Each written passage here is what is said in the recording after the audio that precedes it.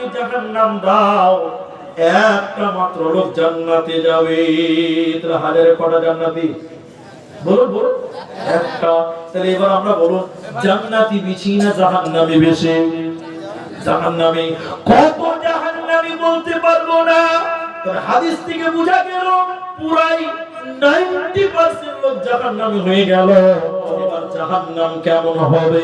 বিশ্বনবী বলেন, যত মানুষ এবং জিন কিয়ামতের দিন জাহান্নামী হবে, সবাই যদি বলে একসঙ্গে জাহান্নাম ঢুকবো, একসাথে জাহান্নাম ঢুকবো, আলাদা আলাদা করে জাহান্নাম ঢুকবো না।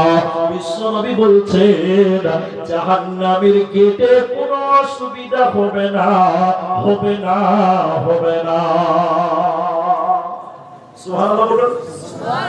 এই যে মসজিদটা আপনাদের পেছনে, মসজিদ আমার সামনে, এই মসজিদের রাজাপুরের সব লোক যদি বলি একসঙ্গে ঢুকবো, কি করবেন? ঢুকতে পারবেন? তিনটা লোক ঢুকবে, বাকি সবটি দাঁড়া। হ্যাঁ, সবাই যেতে পারবে একসঙ্গে? তাহলে সবাই যেতে চাইলে দরজা কত বড় হতে হবে? নবী বলেন, যত মানুষ এবং জিন জাহান্নাম যাবে, সবাই যদি একসঙ্গে জাহান্নামে ঢোকে, জাহান্নামের গেটে কোনো অসুবিধা হবে না, হবে না। সুবহানাল্লাহ। বিরাট জাহান্নামের দরজা। গর্ত কত বড়?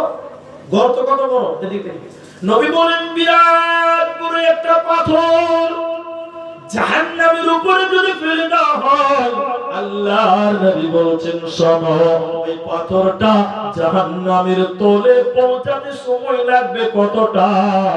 70 বছর সময় লাগবে। কত বছর? এদিকে দেখেন, এটা 10 কেজি ওজনের পাথর। 10 তলা বিল্ডিং এর ছাদ থেকে যদি মাটিতে ফেলে দেন, 10 তলা থেকে নিচে পড়তে কয় মিনিট লাগবে ভাই? হ্যাঁ, কত মিনিট লাগবে বলতে পারবেন না? 5 সেকেন্ড। 1 মিনিট? যদি 1 মিনিট লাগে, 1 সেকেন্ড চোখের পলকে নিচে পড়বে, পড়বে না? নবী বলেন, বিরাট বড় পাথর, মনে করলেন 1 কুইন্টাল ওজনের পাথর, ওই রকম জাহান্নামের উপরে যে ফেলে দেওয়া হয়, পাথরটা মিনিটে কত দূর যাবে? ঘন্টাতে কতটা যাবে? তাহলে দিনে কতটা যাবে? 1 মাসে কতটা যাবে? নবী বলেন, একটানা 70 বছর সময় লাগবে জাহান্নামের তলে পৌঁছাতে। বলুন সুবহানাল্লাহ। এইরকম বিরাট গর্ত, ও সব নিচে জাহান্নামে থাকবে মুনাফিকেরা। কারা থাকবে? মুনাফিকেরা। এরপরে চলো, নবী বলেন, জাহান্নামী মানুষের কেমন?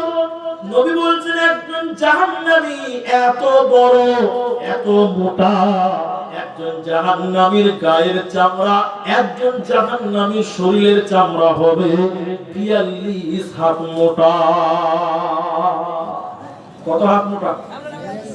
42 হাত যদি মোটা চামড়া হয়, তাহলে মানুষটা কত মোটা?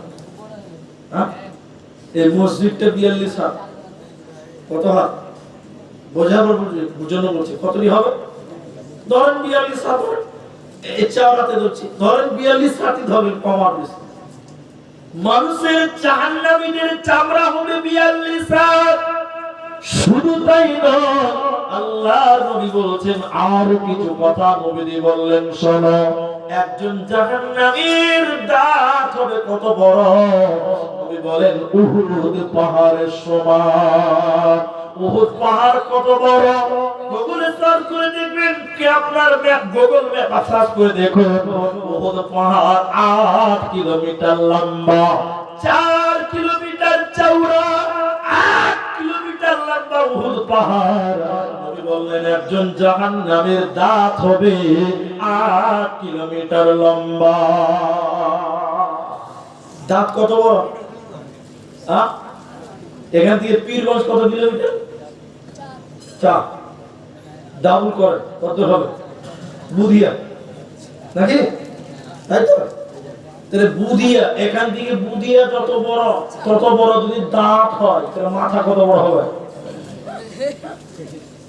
একটা দাঁত যদি 8 কিলোমিটার, উহুদ পাহাড় তাহলে নবী বলেন 8 কিলোমিটার এখান থেকে ধরলেন বুধিয়া, তো বুধিয়া পর্যন্ত যদি মানুষের দাঁত হয়, মাথা কত বড় হবে?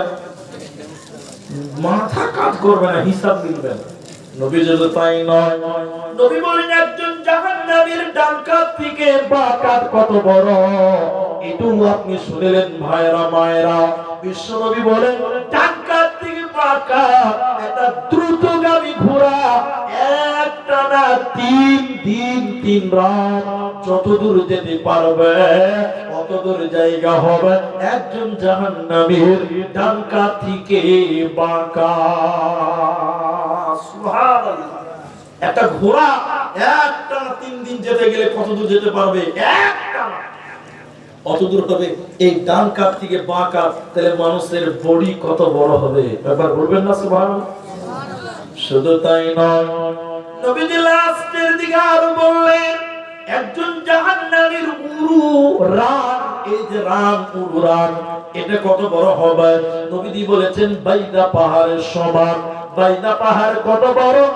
আজ করে দেখে নেবেন 39 কিলোমিটার লম্বা। তাহলে একজন জাহান্নামীর রান হবে বাইদা পাহাড়ের সমান 39 কিলোমিটার লম্বা। শুধু তাই নয়, আমার নবীজি বলছে বিরাট বড় বড় মানুষ, বিরাট বড় বড় দেহ, বিরাট বড় বড় চামড়া তার বডি হবে। তাহলে মানুষের বসার জায়গা কতটা?